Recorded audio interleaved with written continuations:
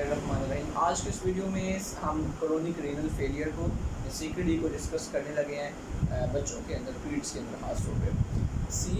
Chronic renal disease को हम define करते हैं जब GFR 60 मिलीलीटर से भी कम हो जाए। ठीक है, उसका आगे यूनिट है पर मिनट पर 1.73 मीटर स्क्वायर से फॉर लास्ट 3 मिनट्स। एक इसका दूसरा क्राइटेरिया भी है, वो क्राइटेरिया थोड़ा सा डिफरेंट है, वो क्लिनिकल फीचर से थोड़ा सा एसोसिएटेड है। तो उसमें ये है कि अगर आपको मिसाल के एल्बियूरिया मिल रहा है, इरेक्टुलर डिस्टर्बेंसेस मिल रही हैं, सेडिमेंटेशन के अंदर यूरिन की आपको कोई ना कोई एबनॉर्मलिटी मिल रही है, या हिस्टोलॉजिकल कोई एविडेंस, यहाँ आपको डायग्नोसिस आपने कोई अल्ट्रासाउंड करवाई, इमेजिंग पे कोई एविडेंस मिला, 5 चीज़ें उसके अंदर भी बोल रही, उनमें से भी कोई ना कोई चीज़ आपको लास्ट 3 मंथ से अगर एग्जिस्ट कर रही है तो आप पेशेंट को लेकर जाएंगे towards the chronic renal failure की तरफ। अब यहाँ पे एटियोलॉजी हम डिस्कस करते हैं। बच्चों के अंदर एटियोलॉजी बहुत आप कह सकते हैं नंबर ऑफ लिस्ट है, लॉन्ग लिस्ट है।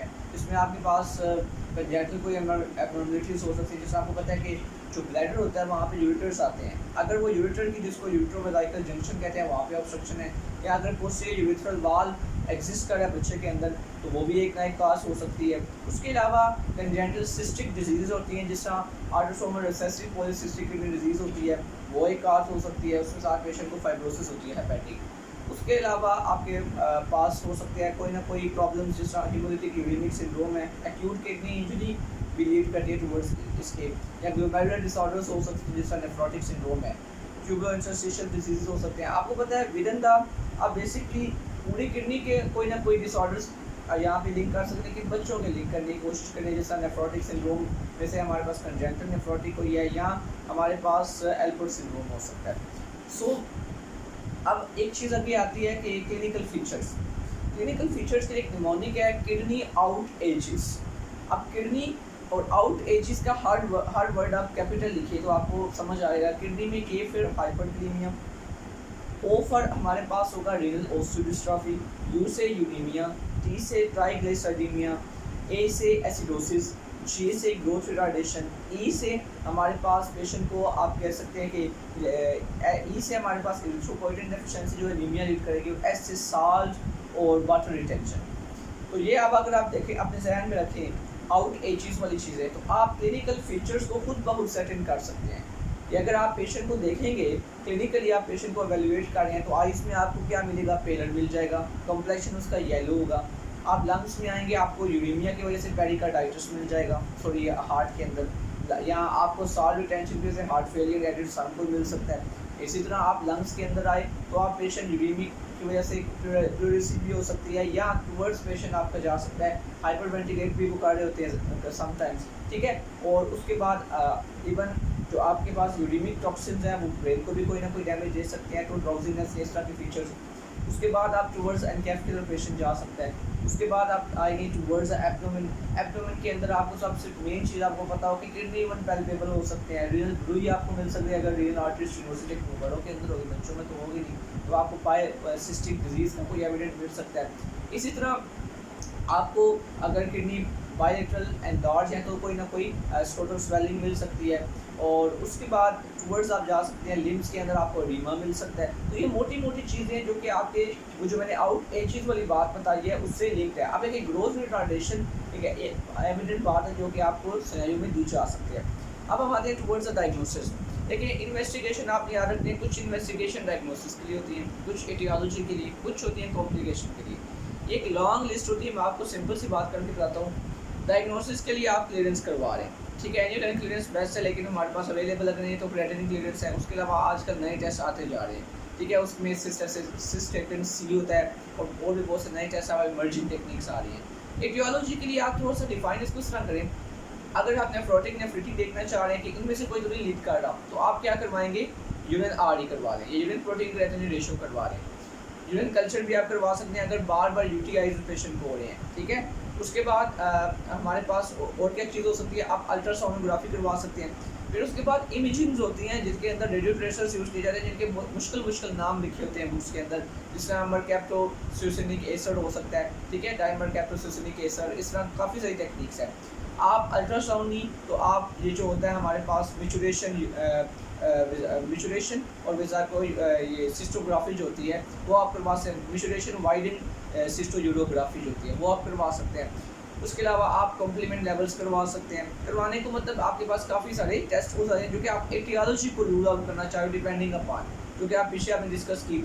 उसके बाद कॉम्प्लिकेशन के डिफरेंट है, जो कि यही आउट एजेस वाली बेसिकली उनमें से कुछ कॉम्प्लिकेशन ही हैं, तो आप उसमें कॉम्प्लिकेशन के लिए सीबीसी करवा सकते हो। कॉम्प्लिकेशन के लिए आप पेशेंट का बीएसआर मतलब शुगर प्रोफाइल करवाओगे।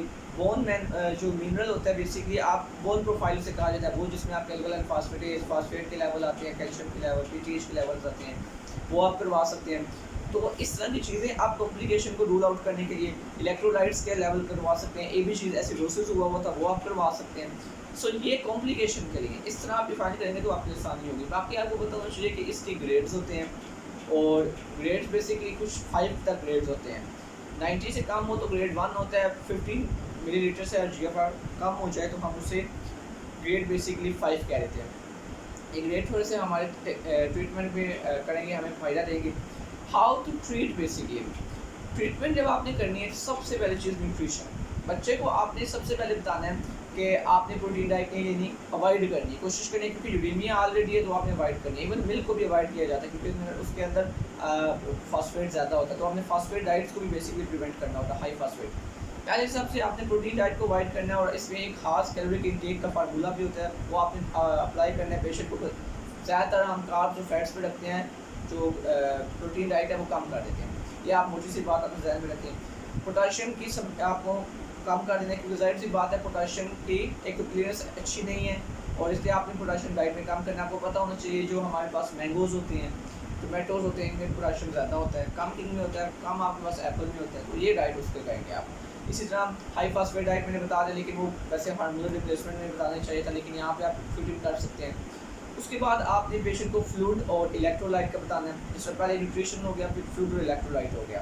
फ्लूइड और इलेक्ट्रोलाइट में आपने उसे बताना है कि फ्लूइड बेसिकली, क्योंकि अगर ओवरलोड स्टेट में जा रहा है तो आपने कहना है कम लो, लेकिन आप ये याद रखना है कि जो इनसेंसिबल लॉस होता है हमारी बॉडी से स्वेट वगैरह से, वो कम से कम 50 ml होता है, तो आपने उसको थोड़ा रिप्लेस करते रहना है क्योंकि डिहाइड्रेशन भी ना हो पेशेंट को। उसके अलावा आपने पेशेंट को टूवर्ड्स आप नेक्स्ट टाइम चलते हैं आपने हार्मोनल रिप्लेसमेंट करनी है, जिसमें आप कैल्शियम ट्रायोल दे सकते हैं। एग्जैक्ट डोजेज याद करने की ज़रूरत अगर आप करने अच्छी बात है। आपने फास्फेट को अवॉइड करना है, यहाँ पे आपको बता रहा हूँ, इसमें बच्चों के खास किस्म के फार्मूलाज भी होते हैं मिल के, आप वो दे सकते हैं जिसमें फास्फेट कम हो। फिर उसके बाद हमारे पास अब हम आगे आते हैं एनीमिया को करेक्ट करने के लिए इरिथ्रोपोइटिन आप दे रहे हैं, ठीक है। उसमें आपके डर्बो इरिथ्रोपोइटिन होता है, वो आपको मंथली या वीकली भी देना पड़ता है, वो बेहतर है। जो आपके पास ये ह्यूमन रिकॉम्बिनेंट इरिथ्रोपोइटिन है वो आपको वीक में ज़्यादा दफ़ा देना पड़ेगा, तो उसके भी डिफरेंट फार्मूलेशन है, डिफरेंट इवन डोजेज डिफरेंट है। उसके बाद इरिथ्रोपोइटिन के बाद अब आपने एसिडोसिस को भी करेक्ट करना है, उसके लिए आपने बाइकार्ब देने हैं। बाइकार्ब बेसिकली ये जो सोडामेट की गोलियाँ होती हैं, ये गोली दी जाती है, और टारगेट आपने 22 मिली इक्विवेलेंट से ऊपर ही बाइकार्ब को रखना है। सिंपल सी बात अपने ध्यान में रखें आप। तो अब आप देखिए अपने आउट एजेस वाली हर चीज़ को करने की, अब जी आ गया जो ग्रोथ रिटार्डेशन। ग्रोथ रिटार्डेशन को आपने कैसे कंट्रोल, जाहिर सी बात है अगर आपने सारी पीछे चीज़ें बैलेंस किए तब भी बच्चा नहीं हो रहा, और उसका डेविएशन तब भी परसेंटाइल से कम फॉल कर रहा है। अब आप बच्चे को ग्रोथ हार्मोन दोगे, और उसकी भी डोजेज 0.05 मिलीग्राम पर किलोग्राम तक होती है, लेकिन डोज वेरी करती है। वही बात आप याद रखिए, आपने ग्रोथ हार्मोन देना है। और उसके बाद नेक्स्ट चीज़ आपके पास आती है हाइपरटेंशन को कंट्रोल करना। अगर एक्सिस्ट कर रहा है तो हाइपरटेंशन को कंट्रोल करने के बच्चों के लिए वैसे फेवर किया जाता है ये calcium channel blockers, beta blockers, alpha 2 agonist, ये क्लोरिडीन वगैरह होते हैं, ये फेवर किए जाते हैं। बाकी उसके अलावा जाहिर सी बात है अगर प्रोटीन यूरिया सा तो एस इनहिबिटर ARBs देखिए नेफ्रोटॉक्सिन है, ये अवॉइड करने की कोशिश की जाती है। आगे आप आ जाए टूवर्ड्स तकरीबन हमने हर इम्यूनाइजेशन हो गई, कोशिश करें इम्यूनाइजेशन, लाइव इम्यूनाइजेशन को अवॉइड किया जाता है। और डायलिसिस की तरफ अगर फिर भी नहीं फ़र्क पड़ा तो फिर आप डायलिसिस की तरफ चले जाएंगे। इसका निमोनिक होता है AEIOU, ठीक है, जिसमें बेसिकली आप देखते हो कि अगर A से एसिडोसिस है, E से इलेक्ट्रोलाइट डिस्टर्बेंसेस है, I से हमारे पास इंजेक्शन है, ठीक है, O से फ्लूइड ओवरलोड है, U से यूरेमिया है। ये 4-5 चीज़ें हैं तो आप डायलिसिस की तरफ जाते हो, जिसमें 2 टाइप्स होती हैं, हीमोडायलिसिस या peritoneal dialysis. So that was all for the chronic renal failure जो कि बच्चों के अंदर है। Thank you.